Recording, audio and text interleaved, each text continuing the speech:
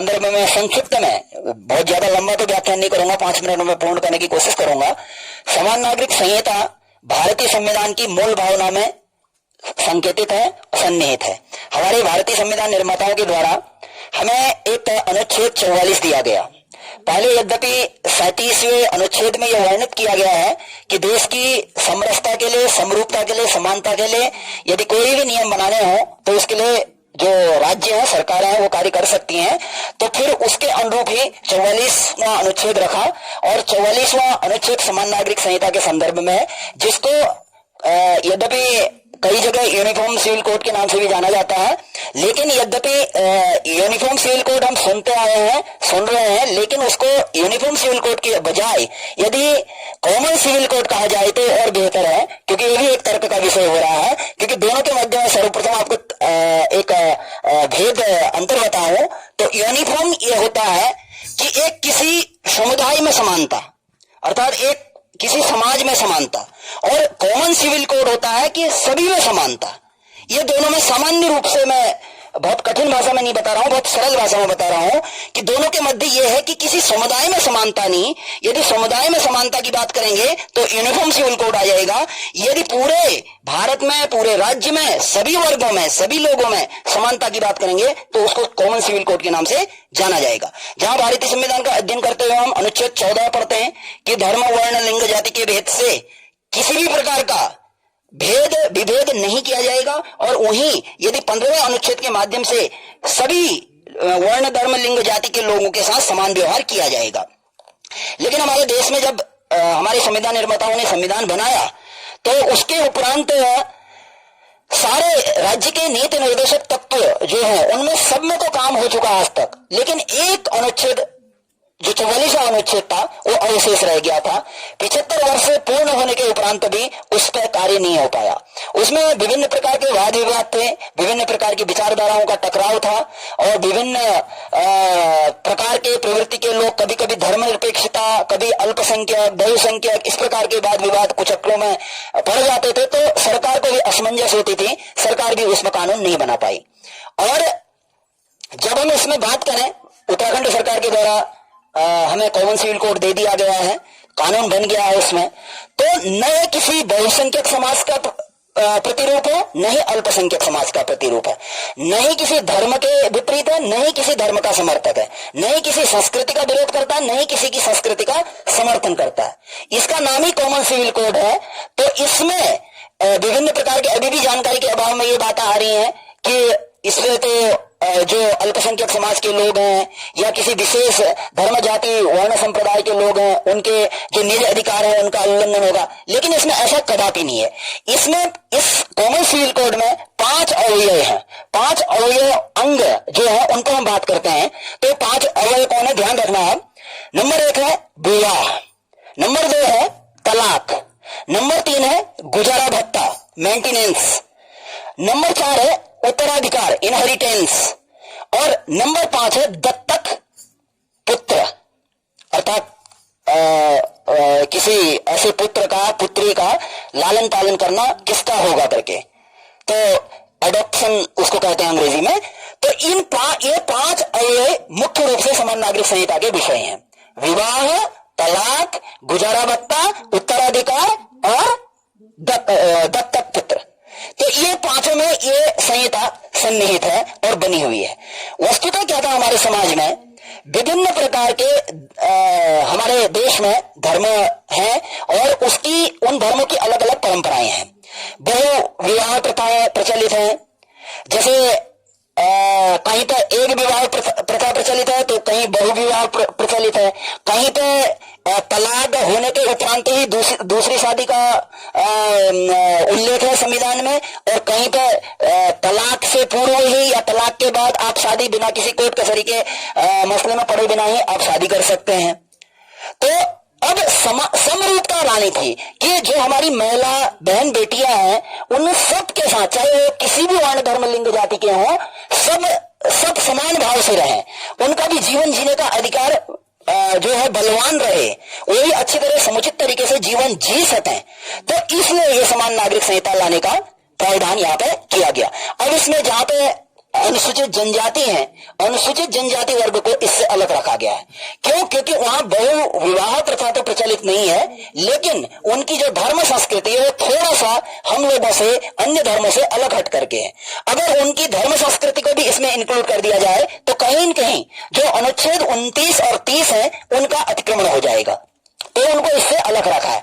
और जब हम ये भी इसमें तर्क हो रहा है कि कहीं डर है लोगों को जानकारी के अभाव में कि कहीं ऐसा तो नहीं कि हमारी जो संस्कृति है, हमारी परंपराएं, हमारा धर्म है, उसका भी कहीं उल्लंघन हो जाएगा। ऐसा कुछ भी नहीं है। हमारी जो विवाह प्रथा है, हमारी जैसे हिंदू समाज की 7 फेरे लेने वाली प्रथा है तो 7 फेरे रहेंगे।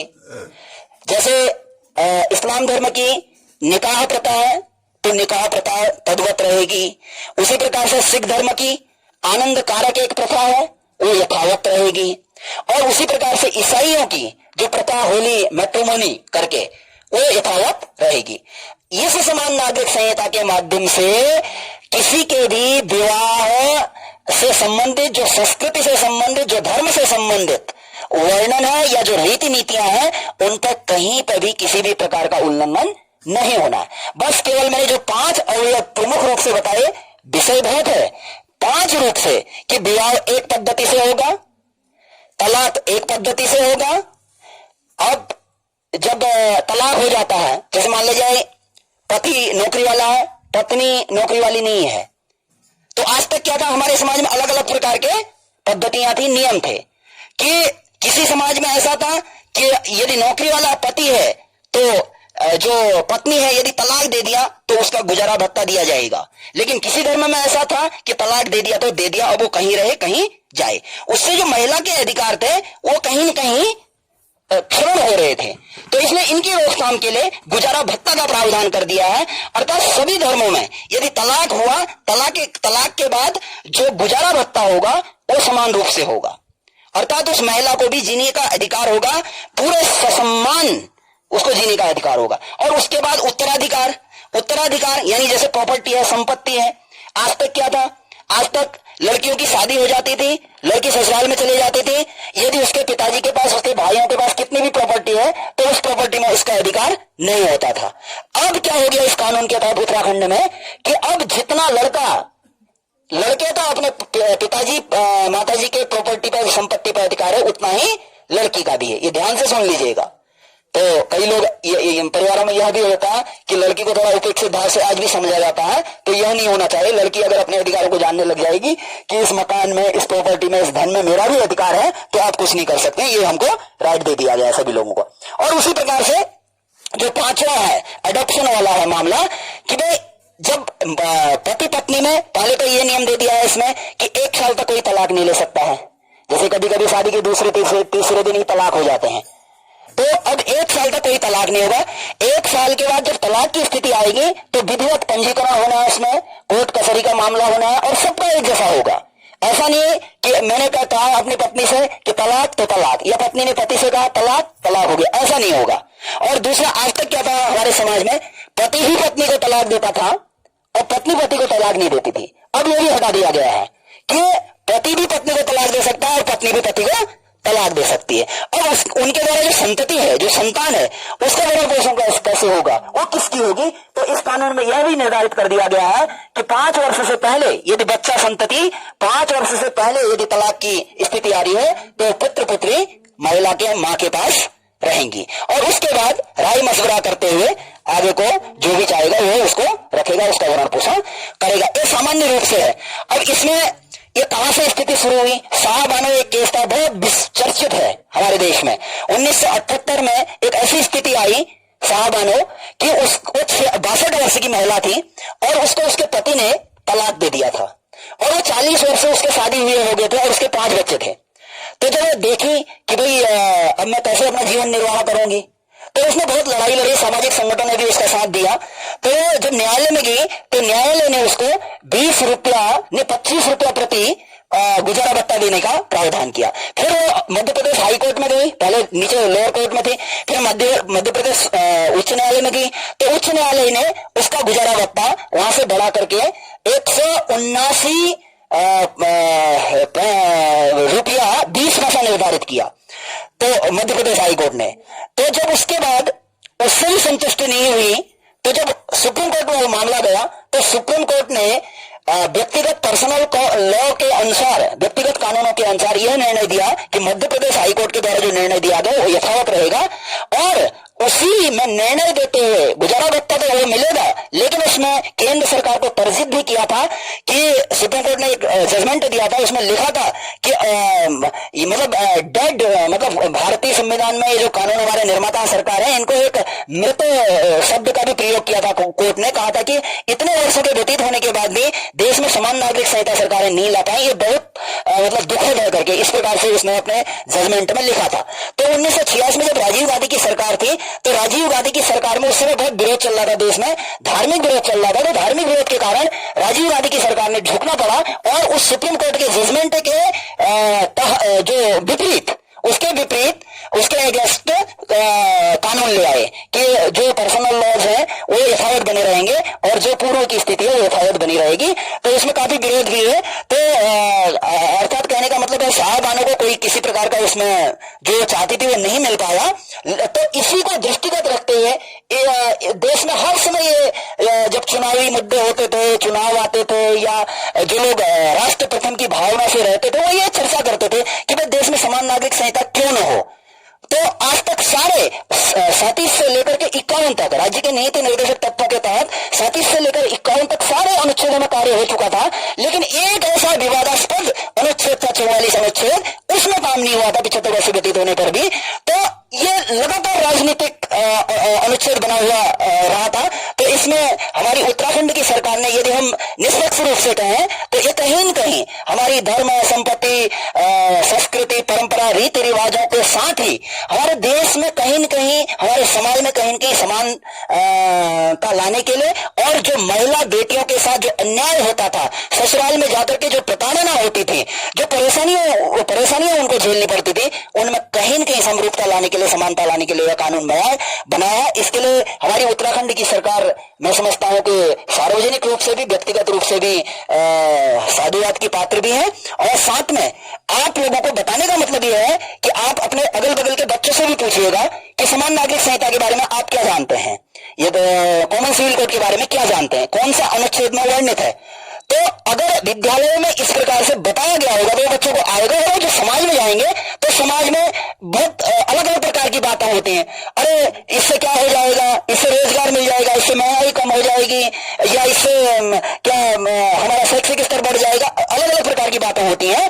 तो आप यदि मेरे इस वचन को, वक्तव्य को, भाषा को अच्छी तरह सुन रहे होंगे तो आप भी बेहतर तरीके से बता सकते हैं, या अन्य स्कूल के बच्चे भी यदि सुने होंगे तो वो भी अच्छी तरह समाज में बता सकते हैं, क्योंकि शिक्षा का परम उद्देश्य यही है। कभी कभी तो ऐसी स्थिति आती है, मैं मजाकिया लहजे में कहूं तो जब 370 हटाएगी जम्मू कश्मीर से, तो एक विधायक महोदय से पूछा गया तो आप इसके बारे में क्या कहना चाहते हैं, तो बोलते हैं कि अब देश में बेरोजगारी खत्म हो जाएगी। तो वैसे ही समान नागरिक संहिता में भी जब अभी बनी है तो कई राजनेताओं से, कई हमारे जनप्रतिनिधियों से पूछा जा रहा, पत्रकार पूछ रहे हैं, तो सुनने में आ रहा है, कोई कह रहा हमारे देश में महंगाई कम हो जाएगी, कोई कह रहा बेरोजगारी कम हो जाएगी। तो ये उनकी जानकारी के अभाव से होता है। अगर आपको इस मंच के माध्यम से अच्छी जानकारी मिल जाएगी तो न केवल अभी वर्तमान में कुछ तात्कालिक रूप से या अभी ताजा रूप से आपके दिमाग में बैठा रहेगा और उसका आप चर्चा पर चर्चा करेंगे, अभी तो ये आपको जब तक यहाँ जीवन जिएंगे, देश में रहेंगे, तब तक ये मुद्दा, इसमें चर्चा बने रहेगी। अभी तो राष्ट्र में तो आया ही नहीं, अभी तो केवल एक भारत में आया। क्यों? क्योंकि ये समवर्ती सूची का विषय है। आप लोग सामाजिक विज्ञान के अंतर्गत पढ़ते हैं, 3 सूचियां होती है, 3 सूचियों में एक समवर्ती सूची होती है। समवर्ती सूची के अधीन जो कानून बनाया जाता है उनमें राज्य सरकारें और केंद्र सरकारें दोनों योग्य होते हैं, अर्ह होते हैं कानून बनाने के लिए। यदि केंद्र का विषय केवल होता तो इसमें केंद्र सरकारी कानून बना पाती। अभी तो समवर्ती सूची का विषय है, राज्य का भी विषय है, तो इसलिए राज्य सरकार ने भी इसको बना दिया। और अखंड भारत, स्वतंत्र भारत, गणतंत्र भारत के उपरांत ये 75 साल के बाद पहला ऐसा एक राज्य जिसने समान नागरिक संहिता का कानून बनाया। इससे पूर्व जब पुर्तगाली शासन हुआ करता था गोवा में समान नागरिक संहिता पुर्तगालियों के शासन के समय से ही विद्यमान थी, और भारत में यदि पहला राज्य कहेंगे तो उत्तराखंड राज्य होगा। अब धीरे धीरे मैं समझता हूं कि हमारे देश में समानता लाने के लिए और समरूपता लाने के लिए ये कानून प्रत्येक राज्य बनाएंगे, और केंद्र सरकार बना देगी तो प्रत्येक राज्य को बनाने की आवश्यकता नहीं पड़ेगी और वो पूरे देश में लागू हो जाएगा। जब केंद्र सरकार बना देती है सभी आधे से एक अधिक राज्यों से सहमति लेकर के उसको कानून बना देती है और वो सभी राज्यों के द्वारा परिपालनीय होता है। तो मैं ज्यादा न कहते हुए, ज्यादा समय व्यतीत हो जाएगा, मैंने सोचा था 5 मिनट लूंगा लेकिन ज्यादा समय हो गया। ये बातें इसमें और चर्चा करने के लिए बहुत है, ये वादनों में हो सकता है, ज्यादा असेंबली में नहीं हो सकता है। मैं ज्यादा न कहते हुए अपनी वाणी को यहीं पर विराम देता हूं। धन्यवाद।